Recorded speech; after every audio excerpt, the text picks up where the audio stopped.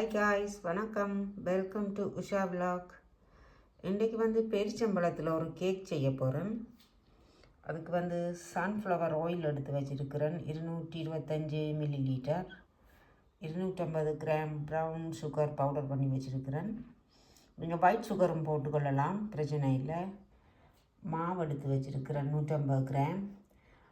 மாவோட ஒரு teaspoon baking powder, அரை டீஸ்பூன் பேக்கிங் சோடா மிக்ஸ் பண்ணி வச்சுருக்கிறேன். ரவை 150 கிராம். வறுக்காத நார்மல் ரவை தான், வறுக்கவோ அவிக்கவோ தேவையில்லை. 150 கிராம் கஜு கட் பண்ணி வச்சுருக்கிறேன். Vanilla essence. இதுக்குள்ள பேரிச்சம்பழம் 250 கிராம் க்ளீன் பண்ணி குட்டி குட்டியாக கட் பண்ணி ஒரு 300 மில்லிலிட்டர் சுடு தண்ணியில் தேயிலை சாயம் போட்டு 4 பேக்கெட் தேயிலை பேக்கெட் போட்டேன். நான் போட்டு இதுக்குள்ளே ஊற வச்சுருக்கிறேன். 2 மணி நேரமாவது அது ஊறட்டும் பேரிச்சம்பழம். அப்போ தான் கேக் நல்லா சாஃப்டாக வரும். பேரிச்சம்பழம் ஊறிட்டுது. நான் இந்த பெரிய ஒரு பாத்திரத்துக்குள்ளே மாற்றினான்.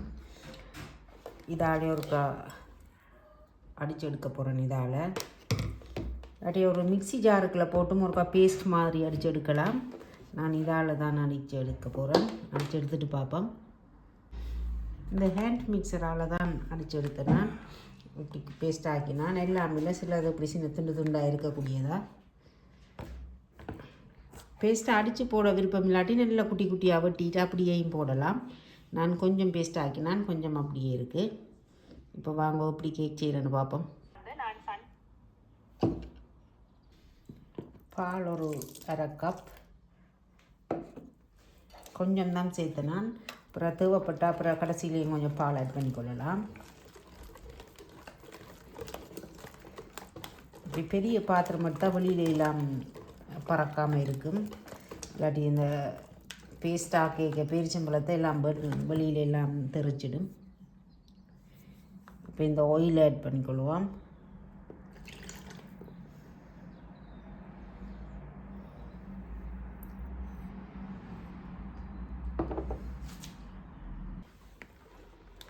ஆயில் இதோட இப்போ முதல் சேராத மாதிரி இருக்கும். அப்புறம் மா போட்டேன்னு எல்லாம் சேர்ந்துடும். இப்போ அதோட சுகர் போடுவோம். அரைவாசியாக போட்டு கலந்து போடுவோம். சுகரை இப்படி பவுடர் பண்ணிட்டு போட்டால் சீக்கிரமாக கரைஞ்சிடும்.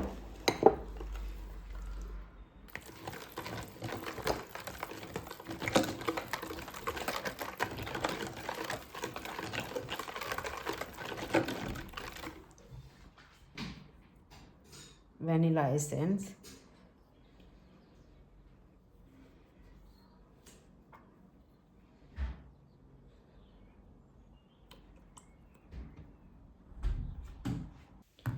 இப்போ ரவையை சேர்த்துக்கொள்வோம்.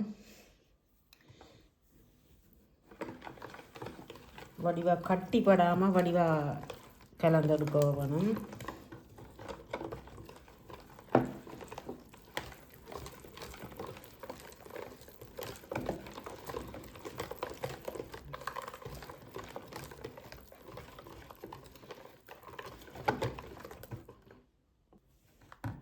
ரவை சேர்த்துட்டேன்.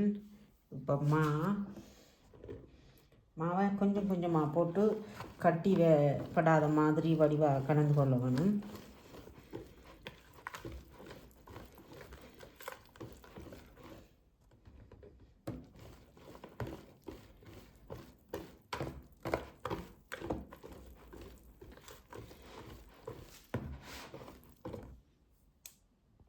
மாவெல்லாம் வடிவாக அடித்து எடுத்துட்டேன். ஒரு கட்டியும் இல்லை.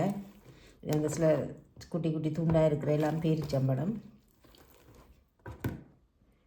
அதோட கஜு.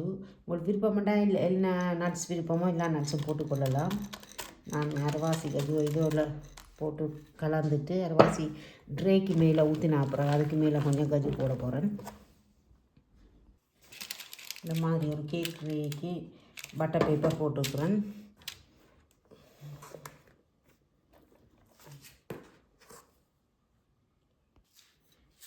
அவன் ஏற்கனவே நான் ஃப்ரீ ஹீட் பண்ண போட்டுட்டேன். என்ன பேக் பண்ண வேண்டாலும் அவன் ஒரு 10 நிமிஷம் ஃப்ரீ ஹீட் பண்ணிவிட்டு பேக் பண்ண வச்சிங்கன்னா நல்லது.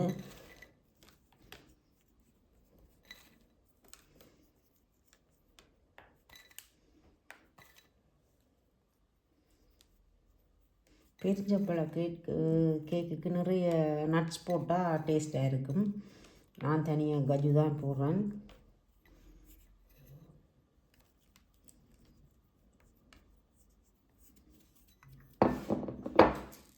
ஓகே, நாங்கள் பேக் பண்ணிவிட்டு பார்ப்போம்.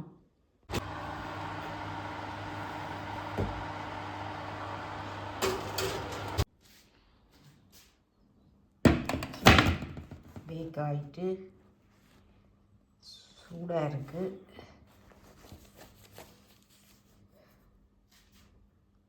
பார்த்தீங்களா, நல்ல வடிவாக பேக் ஆகிட்டு.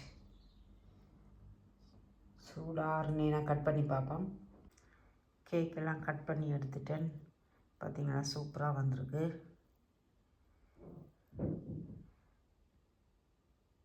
ஓகே காய்ஸ், வீடியோ பிடிச்சிருந்தா லைக் பண்ணுங்க, ஷேர் பண்ணுங்க, சேனலை சப்ஸ்கிரைப் பண்ணி சப்போர்ட் பண்ணுங்க. இன்னொரு வீடியோவில் சந்திக்கும் வரை பாய்.